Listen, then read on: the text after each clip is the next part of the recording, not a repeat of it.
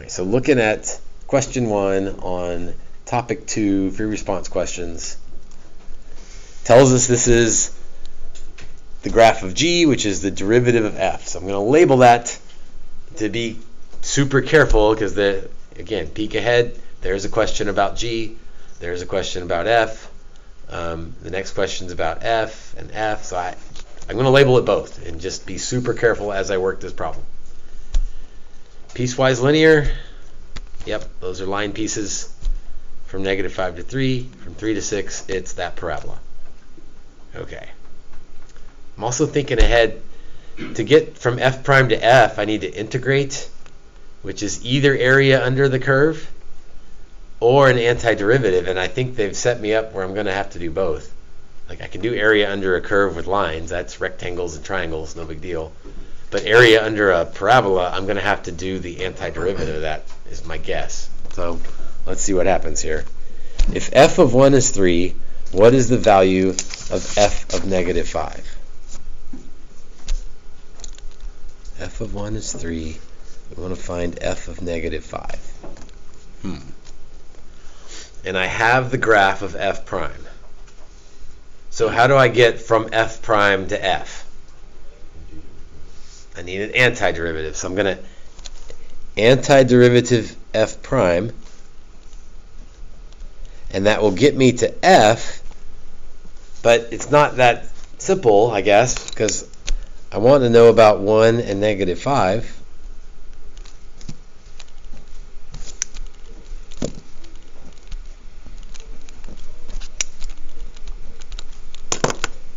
So I need the antiderivative of f, because that would get, the antiderivative of f prime would get me back to f.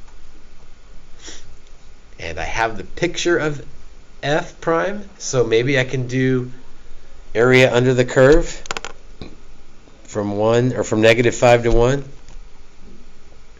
Oh, that's nice. I can do area for all of that.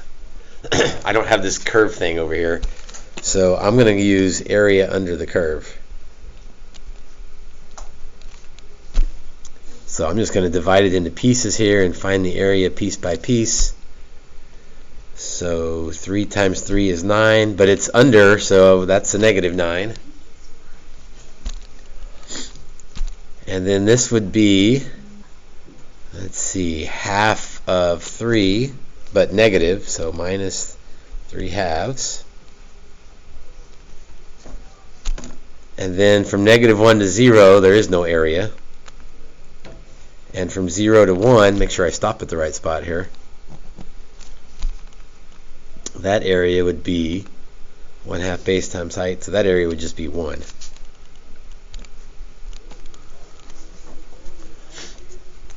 And then f of 1 is 3, and I'm looking for f of -5. Okay, I'm close. Is that a safe stop?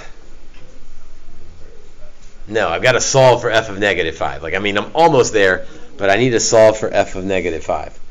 So let's see. I think I want to add it to the other side. And then I'm just going to, you know what, I'm not doing fractions. I'm going to move these over just like piece by piece. So +9, +3/2, -1.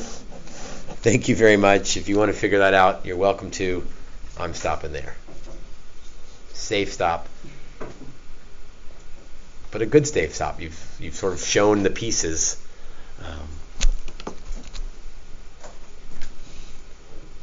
Okay, so the antiderivative of f prime gets us f.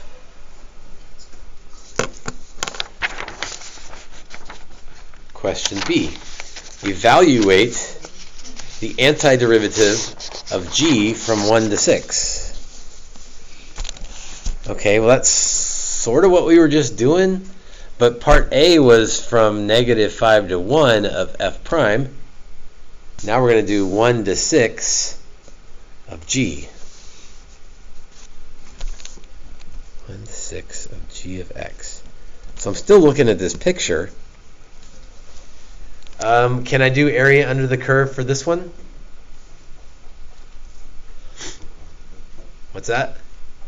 Part of it. That's exactly right. So from 1 to 6, from 1 to 3, I can go area under the curve. So I'm really going to have to split this up. 1 to 3, I can do area under the curve. But from 3 to 6, I don't know how to find the area of weird-looking parabola things. So I'm going to have to do antiderivative. So part B, that's kind of tricky. Okay, area under the curve from 1 to 3, that's 4, that's easy. The other one, not so much. Antiderivative, 3 to 6, 2 times x minus 4 squared dx.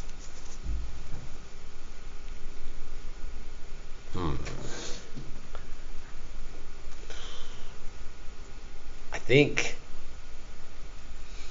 I could do this as a cube and just increase the power by 1, divide by 3. Or you could FOIL it out and then go piece by piece. You got a preference? It's probably safer to just FOIL it out. This isn't a hard one. So I'm going to put the 2 out front. 3 to 6. X squared minus 8x plus 16 dx. I'm really worried about this 4, about just forgetting the 4 over there. 4 plus 2 times, let's see, x cubed over 3 minus 4x squared plus 16x from 3 to 6.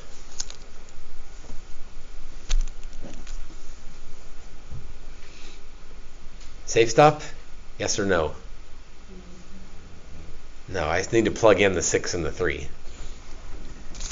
And then I'll have a safe stop.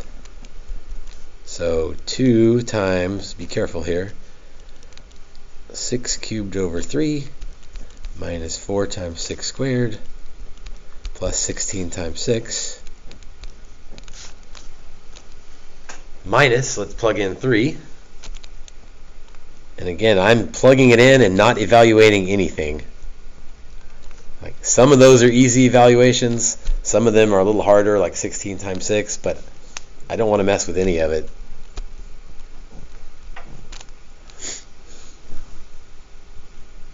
All right, is that a safe stop?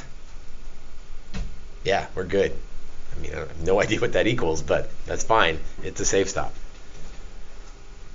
And then I wrote big and showed lots of steps, and I took about a half a page, and that's about the space you'll have on a free response, like each part of a free response question. So we're still good on space. Also still good on time. We're 8 minutes in. Part C. For -5 to 6, -5 to 6, so that's like the whole thing here. On what open intervals, that means that they're telling me to use the parentheses, and I'm not having to worry about this, well, do I use parentheses or brackets? They're telling me to use parentheses. Is the graph of f both increasing and concave up? Okay, give a reason for your answer. Let's do the reason first. F is increasing when f prime is what? How do I know when f is increasing? When f prime is positive. F is concave up. What would I be looking for f being concave up? Okay, I like that as an initial answer. The second derivative is positive. But I don't have the second derivative. What could I say about the first derivative that would mean that the second derivative is positive? What about the first derivative would make the second derivative positive? What would I be looking for? If it's not change of signs, what is it? If it's increasing. So if f prime is positive, f is increasing. That's the easy one. If f prime is increasing, that would mean the second derivative is positive, and that would mean f is concave up. So now I need to look for where both of those things are true. And I suppose I could look for one at a time, or I could just kind of look at both. So I'm looking at the whole thing here. So f isn't positive until I get to 0, so I'm not worried about anything until 0. From 0 to 1, yeah, so I'm doing this at the same time here. From 0 to 1, we are increasing and positive. 1 to 3, we're positive, but we're not increasing. 3 to 4, we're positive, but decreasing. And 4 to 6, we are again increasing and positive. And so I gave my reasoning first. That helped me know what to look for. Probably the hardest part was that second part. Like everybody knows that f prime positive means f is increasing. It's that second line making all those connections. That's a little bit harder.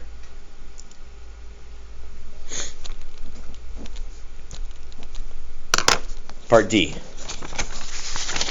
Find the x-coordinate of each point of inflection on the graph of f. Give a reason for your answer. Point of inflection. So a point of inflection of f is where f double prime changes signs. Like that's what my brain immediately thinks. The trick is I don't have f double prime, I have f prime. So what about f prime would make f double prime change signs? So what am I looking for on the graph of f prime?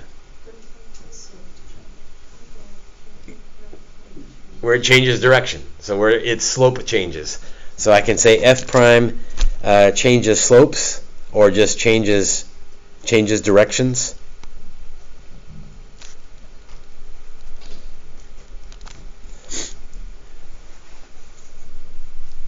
And changes from positive to negative or negative to positive. So that's a little bit tricky because at -2, like it changes, but it changes from 0 to positive. So that doesn't count as that's not a sign change because 0 doesn't have a sign. From positive to 0, that's not a sign change. From 0 to positive, not a sign change. From positive to 0, not a sign change. From 0 to negative, not a sign change. So the only spot is at x equals 4. That's the only spot that it changes, the slope changes signs. That's a little bit tricky because there's a lot of places where it's changing, but it's not changing signs. It doesn't go from positive to negative or negative to positive.